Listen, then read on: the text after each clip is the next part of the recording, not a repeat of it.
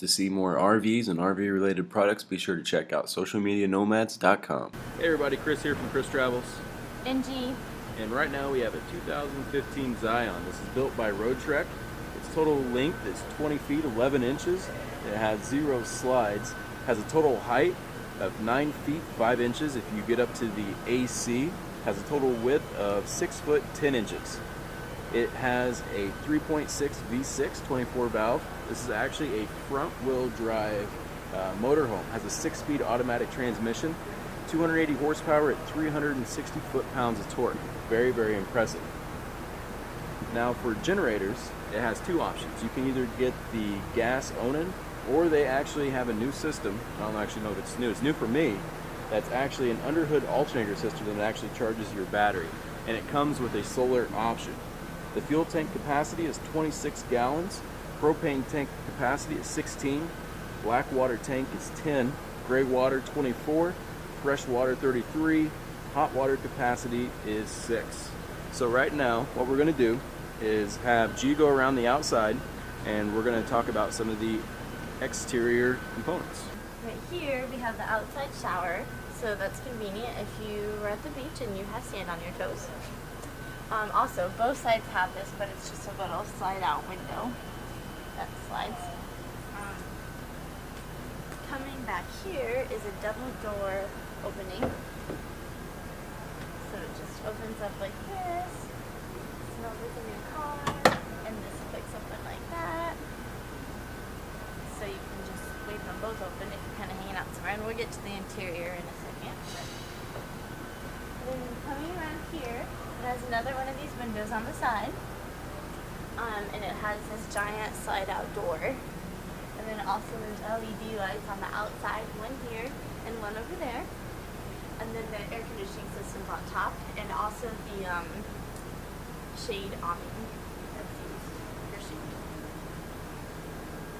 And that brings us to the interior. Alrighty, so not that everybody's like this, but for me, I'm typically the one driving. So let's go ahead and check out the cockpit. You have cloth seats, pretty comfortable actually. It's pretty cozy in here. Me personally, I like having an armrest on both sides just so I can drive like this. Might not be the safest. You always want to do 10 and 2, I guess, but I personally like to drive like this. It does feel just kind of, I wouldn't say nice. You know, like I have a 2008 Monaco Monarch, and you know, I feel like my instrument cluster is much better than what we have going on here.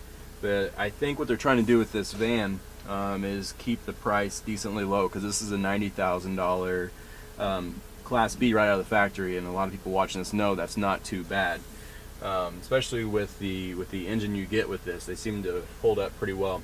But it does feel pretty good. The seats are definitely, I think after 4 or 5 hours of driving, you might be done. They do have this really nice little shade that comes through that just connects right through there. And then you have total privacy.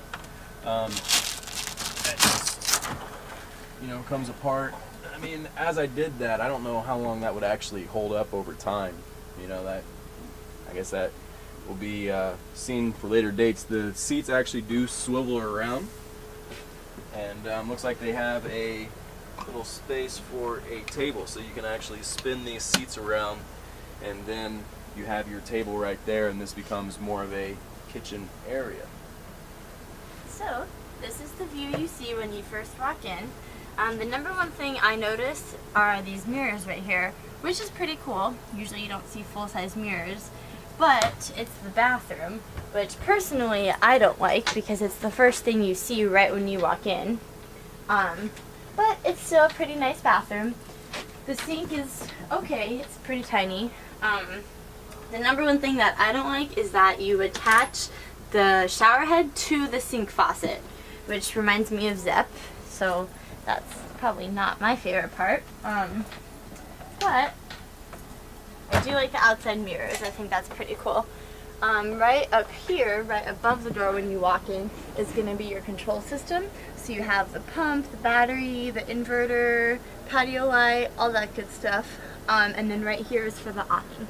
So that's pretty easy. That's definitely convenient. And right up here behind us is going to just be some extra storage space. Oh, you're fine. Which is cool. And then moving along into the kitchen. So this is the microwave, which is super tiny, and I would never. That's probably not a convection microwave. It's not, either, right? and I would not be able to use that for anything. So for that reason alone, I would not buy this. But that's just me. It's granite, it looks like, which is nice. The sink is really nice, stainless steel, it appears. And that faucet moves up and down, so. Which is pretty neat. But again, really tiny. But I mean, for the space that they had to work with, I guess it's pretty good.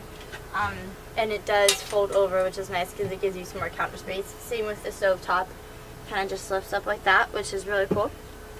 The good thing about these is that they have a ton of storage. So this is all kitchen storage right here, which is not bad. Really, the only thing I like about the kitchen is how big the fridge is. It's a really good size for how small of a vehicle. It's almost as big as ours in This our is. Class A. Yeah, so that's definitely good. And once again, you have more storage all the way in here. And something cool that they did is these little things actually just push in and out, so it kind of just makes it look a little bit cleaner. And this is just uses the pantry, so just a lot of storage, which is awesome. And it's definitely fresh out of the factory. You can see all the little sawdust little guys in there. Yeah, it's so fresh out of the factory. The actual faucet right there is not even hooked up. It's just an empty faucet. And they also have this really good vent fan right here, which I'm sure it looks like a pretty heavy-duty unit. So I think that in a van this small, it cleared out pretty quickly. And then back here we have the living room area. So just push that out. This can be used as a closet, it looks like. Definitely not big enough for our stuff, but that's just me. Then moving along, once again you have all these nice storage areas, so they definitely made use of that. And then same thing over here as well. And the cool thing about this is that there is a bed right along here somewhere. I have no idea where. There is a bed button. There it is. Yep, hold it down. Well, something that's inconvenient is that if you're like me, you can't really reach the button. So That's that down all the folds way. entirely out, and then you basically switch this over, and there's a board that All right, for comes somebody that underneath. hasn't done it before, try it. See if you can make the bed. Well, I'm in a dress, so I can't really do the bending over things that are necessary. Okay, well, we're just gonna pretend. But I'm gonna sit on here and pretend I'm sleeping, and it's actually surprisingly squishier than I thought it would be. Not bad for the little couch thing. I couldn't really do it for more than a couple nights, but it's not terrible.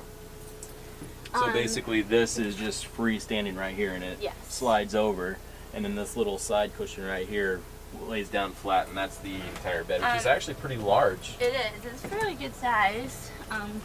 Then you just push that little button the other way, and it just goes It's right pretty back in. squeaky.